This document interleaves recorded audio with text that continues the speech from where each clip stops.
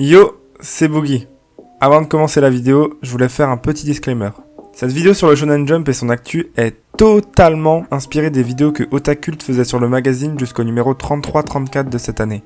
Je vais bien sûr demander l'autorisation avant de reprendre le concept et je le remercie énormément de m'avoir encouragé à le faire.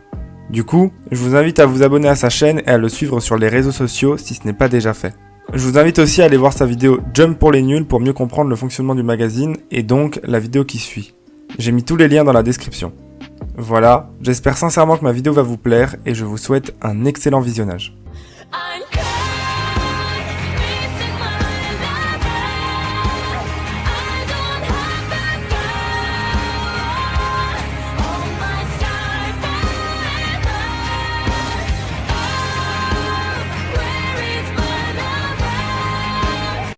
Bienvenue dans cette review du Jump numéro 39.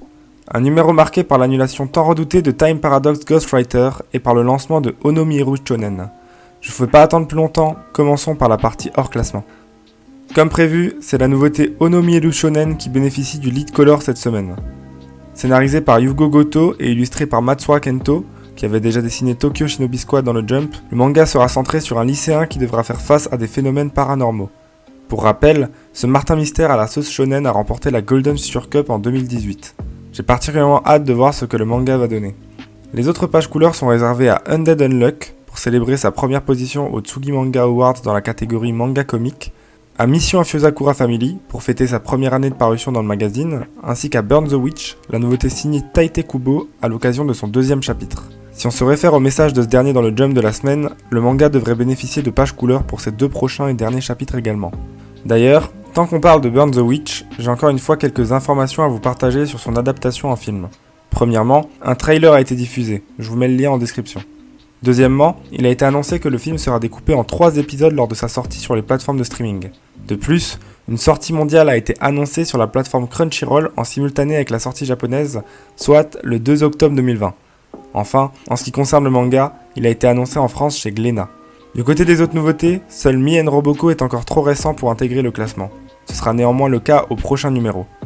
Vous l'avez vu dans le titre et en introduction, Time Paradox Ghostwriter a été annulé, et ce, malgré le coup de projecteur que la fin de Demon Slayer a donné à son premier chapitre et le fan qui a acheté 100 exemplaires du premier tome pour soutenir le manga.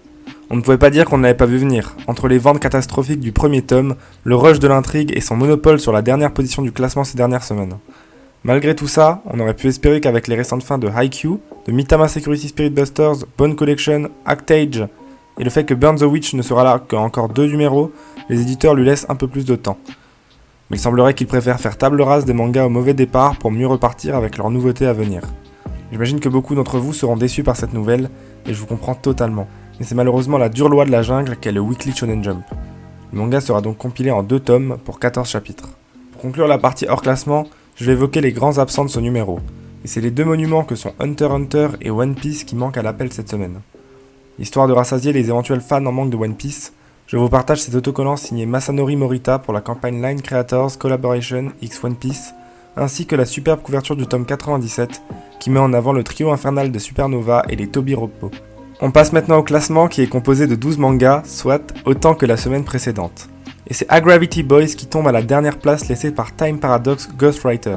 Je rappelle que même s'il traverse une mauvaise passe en ce moment, il a été récemment récompensé et ses tomes ne s'en sortent pas trop mal au niveau des ventes. Il serait néanmoins bon qu'il se ressaisisse, car il n'est jamais bon de côtoyer le bas du classement de cette manière.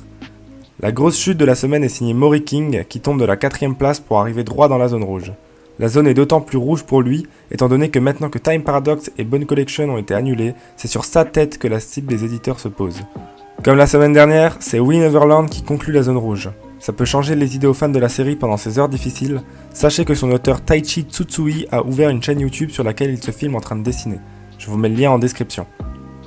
En dehors de la zone rouge, on retrouve les mages de Black Clover qui reviennent très difficilement de leur dernière page couleur. Ce n'est cependant pas inhabituel que le manga de Yuki Tabata aille de temps en temps piquer une tête en bas du classement. C'est Magu-chan God of Destruction qui occupe la 8ème place cette semaine. Comme je l'ai dit la semaine dernière, son bon premier résultat n'était pas vraiment à prendre en compte et c'est le long terme qui nous indiquera si le manga trouvera son public ou non. La 7ème place est attribuée à Mashle qui nous fait un retour moyennement musclé après avoir bénéficié d'une page couleur la semaine dernière. Il est suivi par Ayakashi Triangle qui a su se maintenir à la 6ème place cette semaine. A voir si le manga continue sur cette lancée. Il appartient à un genre qui n'est pas tant représenté dans le magazine en ce moment, donc il peut potentiellement convaincre une partie du lectorat. Affaire à suivre. Jujutsu Kaisen descend du podium après avoir obtenu la première place au numéro précédent. Avec son adaptation animée qui approche à grands pas, le manga a encore un énorme potentiel à exploiter et une 5ème position reste un très bon résultat. La nouveauté Hardboiled Cop and Dolphin de Ryuhei Tamura, le mangaka derrière Belzebub, intègre le classement à la 4ème place, comme Magu-chan la semaine dernière. Bien qu'un grand nom de l'industrie soit derrière le manga, rien ne garantit son succès, en témoigne l'échec de Hungry Mary du même auteur en 2017 et celui de Samurai 8 de Masashi Kishimoto cette année.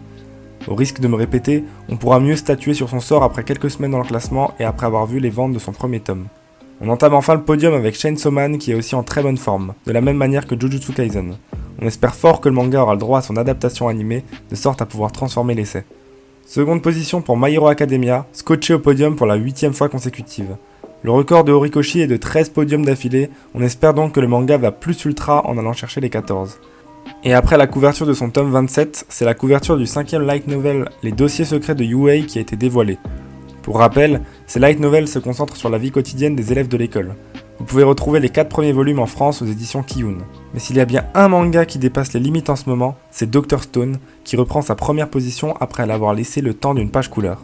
Sans compter cette dernière, c'est déjà son 4ème top 1 consécutif et personne ne semble pouvoir arrêter Senku et son équipe. Avant de vous parler du Jump de la semaine prochaine, je fais un petit détour par l'actualité générale du Jump qui est très light cette semaine. Je commence par un probablement dernier détour sur l'affaire Actage. Pour rappel, le manga a été annulé car son scénariste Tatsuya Matsuki a été arrêté pour harcèlement sexuel sur filles mineures. Après la Shueisha et Kiyun, c'est Shiro Usazaki qui s'est exprimé publiquement au sujet de l'annulation du manga dont elle était dessinatrice. Son message est quasiment totalement dédié aux victimes. Elle souhaite ce qui est le mieux pour qu'elles puissent surmonter leur traumatisme et incite les lecteurs déçus à ne pas faire culpabiliser ces dernières. La dessinatrice confirme donc ici que selon elle, l'annulation du manga était la meilleure chose à faire. Une prise de parole sage et altruiste que je vous partage en description. Petit détour du côté de Spy X Family qui a fêté récemment ses 5,5 millions de copies en circulation. J'en profite pour dire que le premier tome du manga sera disponible en France le 10 septembre 2020 aux éditions Kurokawa. J'ai également quelques visuels de couverture de tomes à vous montrer. Voici donc celle du 17ème tome de Dr Stone, du 3ème tome de Undead Unluck, ainsi que celle du 23ème et avant-dernier tome de Yuna de la pension Uragi. Je pourrais certainement vous les partager en meilleure qualité la semaine prochaine. J'ai aussi du nouveau du côté de Manga Plus. Il semblerait que le département éditorial du Jump est en train de discuter avec des pays, dont la France et le Brésil, certainement pour pouvoir y distribuer le service dans la langue adéquate. Cela serait une super alternative pour pouvoir profiter des scans chaque semaine en toute légalité, particulièrement pour les personnes qui ne maîtrisent pas trop l'anglais. Cela permettra également de rendre plus accessible la lecture de scans ainsi que de populariser certaines séries plus obscures du Jump chez nous. Néanmoins, le tweet qui mentionnait la France a été supprimé et un autre tweet l'a remplacé en citant cette fois l'Europe et l'Amérique du Sud. Même si je pense que la France est toujours concernée et que l'arrivée de Manga Plus chez nous serait la suite logique des choses, tâchons tout de même de prendre cette information avec des pincettes pour le moment. Enfin, le mangaka Asahi Sakano reviendra après Guardian of the Witch pour un one-shot nommé Strawberry Punch exclusivement sur Jump Plus le 2 septembre. On finit sur la preview du Jump 40 qui sortira la semaine prochaine. On y retrouve en couverture le manga Kokosei Kazoku de Ryo Nakama, à l'occasion de ses débuts dans le magazine. Il semblerait que le manga ait de très courts chapitres.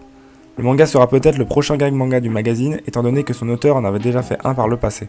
Les autres pages couleurs sont prévues pour le second chapitre de 25 pages de Onomi Elu Shonen, le troisième et avant-dernier chapitre de 32 pages de Burn the Witch, ainsi qu'une nouvelle fois à Undead Unluck, toujours pour fêter sa victoire au Tsugi Manga Awards. Ce dernier, Mashal, ainsi que We Never Learn auront le droit à 23 pages la semaine prochaine. Black Clover aura également le droit à une page couleur à l'occasion des résultats de son 4ème sondage de popularité des personnages du manga. Cette vidéo est maintenant terminée, je vous remercie beaucoup de l'avoir regardé jusqu'au bout, j'ai fait de mon mieux pour prendre en compte vos remarques, donc j'espère que ça vous a plu. N'hésitez pas à me donner votre avis en commentaire. N'oubliez pas de vous abonner à la chaîne si vous voulez voir mes prochaines vidéos et de like celle-ci si elle vous a plu. Et sur ce, disparition. Let's boogie, let's boogie, let's dance,